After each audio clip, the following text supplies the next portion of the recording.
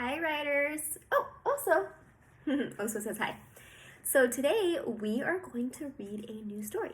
We are going to read the story, The Perfect Pet. So if you haven't watched the video, The Perfect Pet yet, go ahead and watch the video now. Go ahead and pause this video, watch the video, and then come back here. All right, did you read the story online? Okay. So in the story, The Perfect Pet, Elizabeth is a little girl who really wants a pet.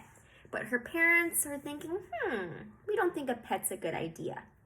So Elizabeth comes up with all these different kinds of pets that she thinks would make the perfect pet, and she tells her parents her reasons. But in the end, her parents are still like, no, you probably shouldn't have a pet. So let's brainstorm and think about the different types of pets that Elizabeth mentioned. So first she mentions a horse. And then she gives some reasons why a horse would make a good pet. And she says that she can ride it, she can feed it carrots, she can feed it sugar lumps. But her parents are still like, no, horse is too big, it's not a good idea. And then she talks about how a dog would make a perfect pet. And her reasons are that she can take it for a walk, she can teach it tricks, she can give it treats.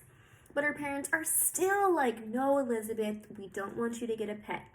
So then she mentions a cat, and a few other pets in between. But in the very end, what pet did she finally find that made the perfect pet?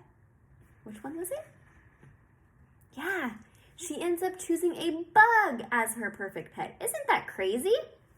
So after you have read the story and you learn about the different pets that Elizabeth mentions, now I want you to think about, what would be the perfect pet for me? So go ahead and pause and think about it. What would be the perfect pet for me? Did you think about it? What's your perfect pet? Tell me. I like that. That seems like a really perfect pet. So I'm going to think about what pet I think would make the perfect pet for me. Let me think for a second. I already have a dog, and Oso is already pretty perfect. I don't think that I would want a fish because I can't cuddle with a fish. I know. I think a perfect pet would be a cat. And I've wanted a cat for a really long time now. So now that I've picked my pet, I'm going to come up with 6 reasons why I think a cat would make the perfect pet. So join me on our next part of this video where you help me make my circle map. All right, writers, so we read our story, The Perfect Pet, and then we brainstormed some ideas and we picked our perfect pet. So I chose my perfect pet of the cat.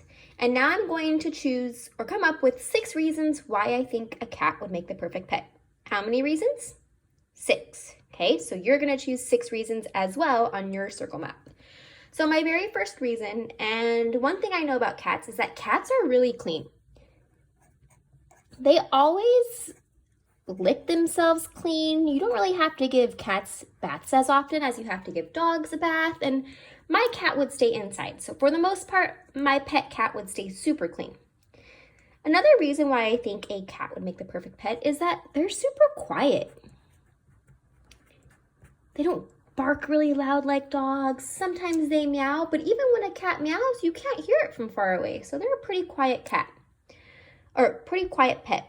Another reason why I think a cat would make the perfect pet is that they're potty trained, right?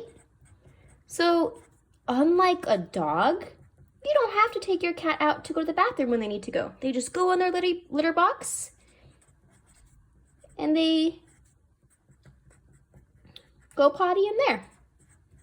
This is another reason why a cat would make a perfect pet. So now I have 3 reasons. I need to come up with 3 more. Another reason why I think a cat would make a perfect pet is that you don't have to walk your pet cat.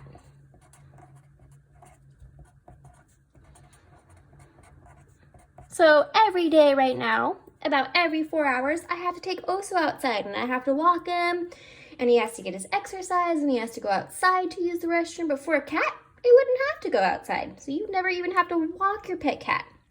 Now I have 4 reasons, so I need 2 more. Another reason why I would want a pet cat is because I could cuddle them. And I used to have a cat before, and every night she would jump on my bed and she would cuddle with me in my blanket. and I really like that. So I think cuddling a cat is another reason why it would make a perfect pet. And then finally, cats are really independent animals. Do you know what cats do most of the time during the day? They usually sleep all day. So if you're a busy person and you're not really home all the time, your cat's going to be perfectly fine because they're really independent animals. You could even leave it for a weekend and go somewhere, but with a pet dog, you wouldn't be able to do that, right? All right, so let's count how many reasons I have. 1, 2, 3, 4, 5, 6. So I am done with my circle map. And now I need to circle my 3 reasons that I want to write about on my flea map. So I'm going to write about how they are independent animals. I think I have plenty of examples for this. And then I'm also going to talk about how they are clean animals. So I already know that I wouldn't have to bathe it as much. And then my last reason, I'm going to talk about or write about how they're potty trained and that they use a litter box. That kind of ties in with how they're clean animals. So I have my 3 reasons. So for your writing task today, writers, is you're going to complete your circle map with the animal you chose and list at least 6 different reasons. Okay, remember, you need to have 6. If you have 4, you need 2 more. And then you're going to circle 3 reasons to transfer to your flea map. All right, writers, good luck today.